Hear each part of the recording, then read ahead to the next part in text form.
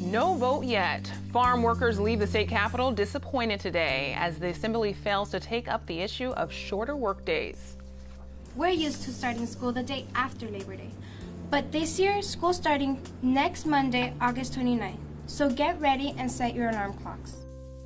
Saved by the bell, the San Diego students who are helping kids make it to class on time. Happy birthday to you. Happy birthday to you. Looking good for 100 years old. The freebies from the San Diego celebration of the National Park Service. KPBS Evening Edition starts right now.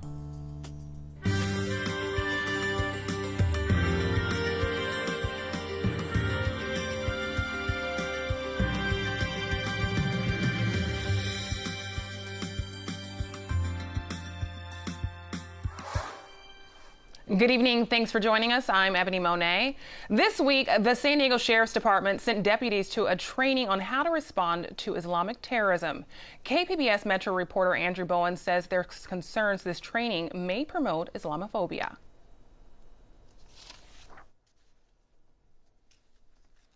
The training was organized by the California Association of Tactical Officers. That's a professional development organization for SWAT officers. The event was called What Law Enforcement Needs to Know About Islamic Terrorism. The headliner is Ryan Morrow, a regular commentator on Fox News who consistently warns of radical Islam infiltrating the United States. Ann Barron of the nonprofit Peace Resource Center says his organization promotes the profiling of Muslims. Their ideology is simply about it's the Muslims who are creating terrorism, and that false ideology kind of blinds the law enforcement to the fact that terrorism can come at any place, any time. A sheriff spokeswoman explained the decision to send deputies in a statement. She said, quote, "We are not engaging in any form of racial or religious profiling. Rather, we are learning from previous assaults so we can better prepare our responses or hopefully avoid an attack and save lives." The sheriff's deputies were paid their regular salary for attending the event. The organizers of the symposium did not respond to a request for comment. Andrew Bowen, KPBS News. Animal advocates say enough is enough. They want officials to make changes at the Del Mar racetrack. Today, a small group of protesters came to the California Horse Racing Board meeting. They want an investigation into the horse deaths. 8 horses have died during opening week. Something's wrong, and not enough is being done to find out what's happening. And believe me, when one is injured, we all feel it. Del Mar racetrack officials have brought in experts to survey the track and say it passed all tests. Still, they're considering changes to make it safer next season. California farm workers rallied today at the state capitol demanding overtime pay with no results. Lawmakers were supposed to review a measure that would make them eligible for more money, but Capitol Television reporter Jonathan Underland says lawmakers adjourned today without taking a vote. Farm workers and union representatives from across California filed into the state capitol today. They came to convince lawmakers to reconsider a bill that failed 2 months ago. Farm workers say they want overtime after 8 hours, which they currently don't get. One worker says he feels discriminated against. Well, more than the money is we feel that we discriminate. That's the most important for me. But it's more than just farm workers who are concerned about what happens to this bill. It's almost humid here in the hallways of the state capitol just outside the assembly chambers. Dozens of lobbyists and others await the legislature's decision on a controversial overtime bill. Senate leaders claim all California farm workers support the bill, that they will get more overtime hours if the bill passes. Well, I haven't met any farm worker who's against it as of yet. I have yet to receive a letter, a phone call, or a personal visit, so I can't speak to that issue. But the unions calling for shorter work days only represent about 6% of all farm workers in the state, according to one Republican lawmaker. Apparently there are 5,000 workers in the UFW. There are 80,000 farm workers that aren't being represented by that 5,000. And I don't see them down here walking the streets saying that they want it. Despite staunch opposition that killed a similar farm worker overtime bill earlier this year, proponents are convinced it will pass this time around. Right. Do you think that the farm workers bill has enough support in the Yes, to make yes, it off? I do. Very much so. Great. Yes, I do. At the state capitol, Jonathan Underland reporting. Doctor shopping for prescription painkillers is a serious problem in California. KPBS health reporter Kenny Goldberg says a bill aimed at curbing the practice has cleared both houses of the state legislature. The measure would require doctors to check the state's prescription drug database, called Cures, before prescribing opioid painkillers like Vicodin. Currently, physicians in California are required to register with Cures, but they don't have to use it. Carmen Balber is executive director of the nonprofit group Consumer Watchdog. She says the bill doesn't tell doctors how to practice medicine. This legislation only requires physicians to check the prescription history so they have all the information at hand. There's nothing prohibiting a doctor from then making their own informed choice. At least 29 other states have similar mandates. Prescription drug overdoses are the leading cause of accidental death nationwide. Kenny Goldberg, KPBS News. Volkswagen settles its emission cheating scandal. The car company has reached a tentative deal with more than 650 dealers. Dealer operators say they suffered financial losses. The car maker is accused of selling 11 million vehicles with software designed to get around emission tests. Volkswagen already settled with car owners. That deal cost the company an estimated $10 billion. California Governor Jerry Brown is praising state lawmakers for extending the nation's most aggressive climate change law. The new bill adds another 10 years to law passed in 2006. Back then, California set an ambitious goal to reduce greenhouse gas emissions to 1990 levels by 2020. The new bill will set a goal to reduce emissions 40% below 1990 levels by 2030. Brown says it was a hard fight, overcoming fierce opposition from oil companies and other business interests. There was a very powerful lobbying by these organizations whose goal is to keep the air of California dirty and the extreme weather events getting more intense and the sea level rising. So I don't estimate the power of their advocacy. That's why I said I'm prepared to go to the ballot if needed. Brown says more climate laws are coming. California is regaining responsibility for medical care at another state prison. Today's decision means California is back in charge of health care at 7 of its 34 prisons. The latest is the Sierra Conservation Center. It houses about 4,200 inmates. A federal judge says California must successfully operate all of its adult prisons for a year before he'd consider ending a long-running class action lawsuit. The federal government has approved a new tool in the fight against Zika. The method employs undercover agents and focuses on the mosquitoes that carry the disease. But AP reporter Josh Rapogel says Florida officials haven't decided whether or not they'll use it. This produces a vacuum inside this chamber. This lab in the Florida Keys just received FDA approval to produce millions of genetically altered mosquitoes in the fight against Zika. So when we release our males, they have one job: to find a female and pass on their genes. When they do that, they pass on the self-limiting gene to the female. The offspring inherit that gene. It's passed on to the offspring, and they die. The British company Oxitec claims they've already had success finding the Aedes aegypti mosquito in Brazil and the Cayman Islands. By adding tetracycline, they create mosquitoes able to mate with mosquitoes in the wild and produce offspring which die before they can mate. The company says it's 90% effective. But there's resistance stateside, people fearing an unknown effect on humans and the environment. The big concern is this is a test, it's a trial, it's a third stage to get a animal drug, as the FDA is approving it, to come to market. People in their mind have a little bit of unknown fear, a fear of the unknown about this, but it's plain what's there for Zika, and we're learning more about it every day, and it's becoming more scarier every day. And the larvae go through, the pupae stay on top. And mosquito officials are pushing for the immediate use of the lab-created insects. Our Florida Keys Mosquito Control District is one of the best in the world. And we didn't get that way from being hesitant to try new technology. And this is where we put the larvae. A referendum vote will be held in November whether or not to allow the lab mosquitoes to be released. Josh Rapogel, The Associated Press, Marathon, Florida. Happy birthday to you. The National Park Service turns 100 years old.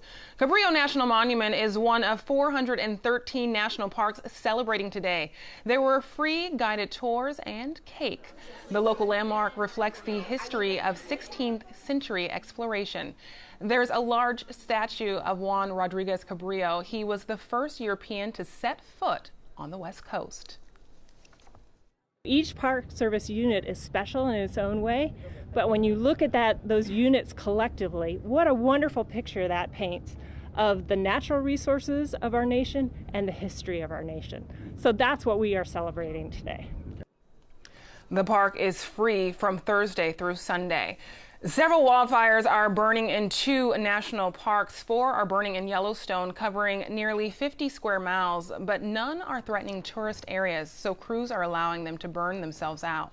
In Grand Teton, about 19 square miles have burned so far. Both parks are still welcoming visitors, but some may have to take a detour to get to an open entrance. Another tale of a national park in the Midwest. Theodore Roosevelt National Park is in the middle of an oil boom. It's transforming western North Dakota. In tonight's Inside Energy report, Emily Guerin shows us the ongoing challenge of protecting the park for visitors. I'm Emily Guerin for Inside Energy, and this is Theodore Roosevelt National Park in North Dakota. Many visitors say they come for the solitude. It's to get away from people and things. Not so much. I don't want to see stuff that ruins nature. But north of here, the Bakken oil boom is encroaching. There's traffic, flares, and noisy drilling equipment. There's some wells off on the side of the road. Those are okay. But when you come to a spot like this, and the whole point is to view how awesome it is out here, then yeah, it would take away from everything. The park works with oil companies to move infrastructure further away, but they can't get rid of it completely. Well, I think it's starting to affect the visitor experience more and more. When people look out over a beautiful vista like this, they don't realize that a lot of what they're looking at is outside the park, either private land or Forest Service land. And so when they see oil development, industrial development, it certainly impacts their park experience. Many parks around the United States are threatened with development pressure. But Theodore Roosevelt's small size and odd shape makes it vulnerable. Because the 70,000 acres of the park is split into 3 separate units, it's somewhat harder to manage than it would be if it were a larger park or a park all in one piece, because there are so many different angles for development. Due to the efforts of people like Valerie Naylor, Theodore Roosevelt National Park still feels pristine. But it's an ongoing challenge in the midst of one of the country's fastest growing oil booms. For Inside Energy, I'm Emily Guerin. That story was produced by Inside Energy, a reporting collaborative funded by the Corporation for Public Broadcasting. California Assembly has voted to ban smoking on state parks and beaches. The bill passed largely along party lines, although another Democratic Assemblyman, Mike Godo, abstained. The California law passed earlier this year. General Assembly classifies e-cigarettes under other tobacco laws. This bill moves to the Senate for a final vote. If Californians legalize marijuana, it would be $1 billion industry. This according to a new report by ArcView Market Research. Time magazine reports researchers find it could create a $6 billion market by 2020, exceeding sales in Colorado and Washington. Both states have legalized recreational marijuana. Polling suggests a small majority of Californians support legalization. San Diego's warm weather is about to get even warmer. Temperatures are expected to increase over the weekend and into early next week. Stephanie Olmo has that in tonight's forecast. As we continue into the next couple of days, remaining relatively quiet around Southern California. Getting right into the forecast, satellite and radar showing us really not a whole lot going on in the vicinity here. San Diego and the surrounding areas. Out to our east, this is where we have the moisture in place. And notice what we have in the satellite and radar. We'll see more in the way of some pop-up showers and storms, mainly focused in the Four Corners region. And the reason why is because we have a trough out to the west, and that's allowing for the moisture to pretty much remain bottled up in the Four Corners region. This is why we're seeing some precipitation in that general area and not so much here. Now, because of that same trough, temperatures just slightly cooler in the region. I'm just talking about a couple of degrees below the normal for this time of year. So for tonight, very typical for this time of year. You see the clear skies and then the increasing amounts of clouds develop mainly into the overnight hours. Temperatures for the night, not too bad, taking a tumble back down into the middle 60s. As we check out the conditions in the county here for tonight, just patches of clouds around Borrego Springs. Temperatures will be taking a tumble back down into the middle 60s and the 40s in Mount Laguna, so a bit cooler there. Alpine 55 degrees in Oceanside. We're taking a tumble back down into the low to middle 60s under patches of clouds. Of course, we'll see the increase of cloud cover mainly late tonight. On Friday, very seasonable throughout much of the region, but remember, once again, around Southern California, temperatures running just slightly below the normal for this time of year. The moisture in place in the Four Corners region allowing for showers and storms once again to break up here as we head into the afternoon hours. Very, very spotty in nature. As we check out the forecast this weekend, we're looking okay. Pretty tranquil throughout the region here. Once again, the moisture remaining focused in the Four Corners region. And because of that, we'll see some spotty showers and storms start to break out. Once again, mainly in the afternoon hours. Your 5-day outlook in the coast. Not a whole lot going on. Pretty quiet into the weekend. We're looking great. Notice temperatures a bit cool as we head into Friday, Saturday as well. But then notice the temperatures begin to climb on Sunday, Monday, especially into the upper 70s. And then eventually into the low 80s. Further inland, also relatively quiet with a mix of sun and clouds. Eventually, as we head into early week, let's say around Monday, we'll be climbing into the low 90s, 92 on Tuesday. It's going to be very warm and also sunny. As we check out your extended outlook here in the mountains, temperatures here as well. We go from the 70s and then start to increase into the 80s as we head into late weekend and as you folks head back to work on Monday. Eventually into the low 90s on Tuesday with sunny skies. Your 5-day outlook, last but not least, for the desert. Plenty of sun around and temperatures for the next couple of days into the weekend will remain in the triple digits. Stephanie Omo, KPBS News. An idea proposed by 2 UC Berkeley students may soon be law. One-click registration for college courses and voting. That idea, turned into a bill by 2 Bay Area assemblymen, is on its way to Governor Brown's desk.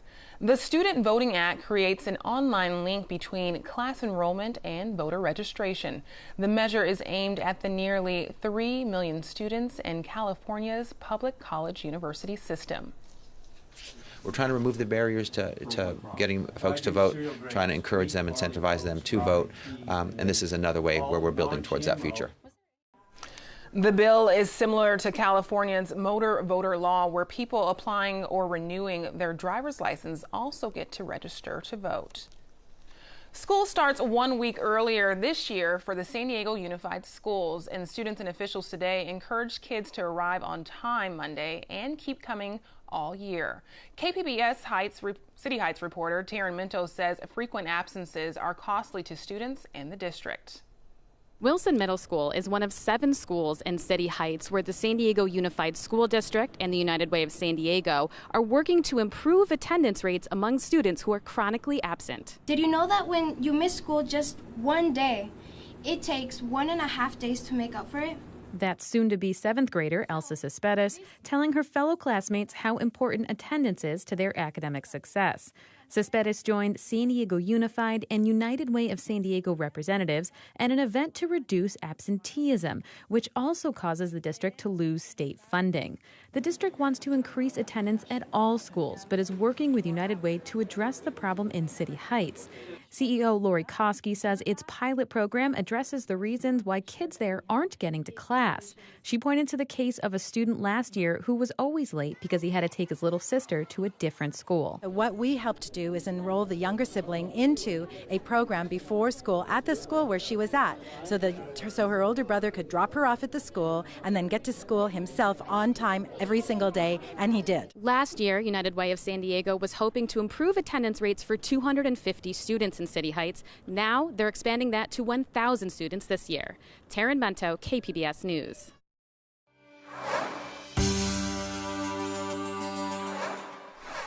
It's illegal to sell your organs in this country, but in Iran, there's a unique system that allows people to buy and sell kidneys. And some Western doctors say it might be worth it to try in the U.S. AP reporter Kathy Matheson has more.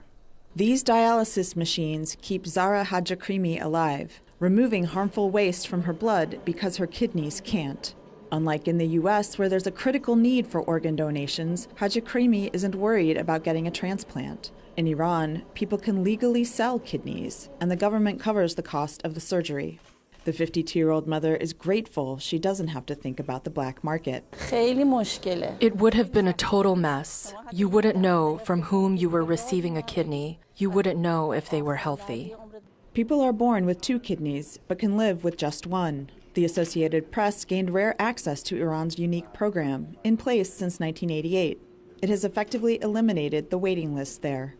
In the U.S., organ sales are illegal, but some experts are pushing for officials to explore the idea of paying donors. Nearly 100,000 people need kidneys, and thousands die each year while waiting. Advocates stress the altruism of selling organs, but it's hard to ignore critics who say the practice preys on the poor. Some donors have financial motivations, too. We can't say they don't. Which is why this man decided to sell his kidney. The AP agreed to protect his identity because he fears ruining his professional image. He says while it feels good to help another person, he really needed the money. The reason I had to sell my kidney was that my life would have completely fallen apart if I didn't do that. I would have lost my life, my wife, my child. Donors and recipients are matched by a patient-run agency, and donors typically receive about $4,500, sometimes paid by the recipient, sometimes by charities or philanthropists. Hajakrimi expects to be matched soon. It is very difficult to imagine that you have to live with this disease until the very last moment of your life. Grateful, a living donor will give her a second chance. Kathy Matheson, Associated Press. This week marks 20 years since President Bill Clinton ended welfare as we know it. The Wealth and Poverty team wants to see just how much we know about welfare today. Marketplace host Kai Risdal breaks it down by the numbers. Hey everybody, it's Kai, and we are in Van Nuys, California, standing in front of a blood plasma center because we are talking about the 20th anniversary of welfare reform in the United States. And if that doesn't make any sense, hang on just one sec. Today we are ending welfare as we know it. We've been talking about welfare a whole lot on the program thanks to The Uncertain Hour. That's a podcast created by Chrissy Clark and the Wealth and Poverty team at Marketplace. Here, in case you're curious, is a quick refresher on how welfare actually started. In 1935, President Franklin Delano Roosevelt signed the Social Security Act of 1935, which created the welfare system as we then knew it. In 1996, President Bill Clinton signed the Welfare Reform Act into law. That law put the focus on work and created time limits for assistance. Oh, also, the law froze the total amount of federal welfare spending at $16.5 billion and then took that pot of money and split it up among the states according to population size. And 20 years of inflation later, that amount has not increased one penny. What has changed is the number of families in poverty in this country. That number went up, and the number of families that receive cash assistance went way down. In 1996, just before the reform bill was signed, 68 of every 100 poor families in this country received cash welfare. In 2014, 23 families out of 100 in poverty received that cash assistance. People who can't find jobs after their cash assistance ends fall into what's known as deep poverty. Sociologists call them the disconnected. Many of them still do get access to federal programs like food stamps, but food stamps only buy so much. And what they don't buy, people still need. If only food stamps covered toilet paper or cough syrup or, something of that nature, because it does get hard when you're down to your last dollar and it's, well, do I go buy a 4-pack of toilet paper or do I get a snack for my kids at the Dollar Tree? So that's where places like Octa Pharma Plasma come in. They pay cash for blood plasma. Donating plasma has become one of the most popular ways that people in poverty can earn some extra money. One year, she found that you could sell plasma, wasn't it? And we did that for a while. Me and did you? Yeah, all three of us would go down there and they'd get them little bags of plasma, and then they pay you, what was it, $20 for first time, 30? Yep, 20, 30. So one last question.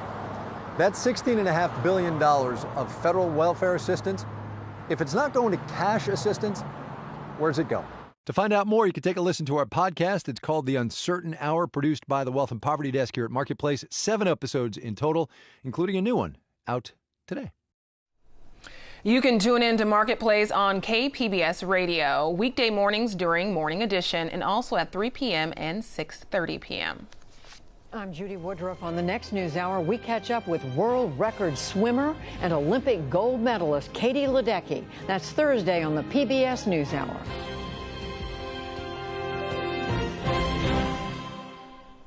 The World Baseball Classic is headed to San Diego. Today, Petco officials announced the park will host the games. Padres president Mike D says WBC highlights baseball's global appeal. The second round games will take place at Petco Park March 14th through 19th. The finals will take place in Los Angeles. And here's a look at what we're working on for tomorrow in the KPBS newsroom. On Morning Edition, teaming up to save energy and water at Petco Park. The companies who are working with the ballpark on their eco-friendly goals. And on Midday Edition, your guide to the hot acts and events happening in San Diego this weekend. That's tomorrow on KPBS Radio. You can find tonight's stories on our website, kpbs.org/evening edition. Thanks for joining us. Have a great night.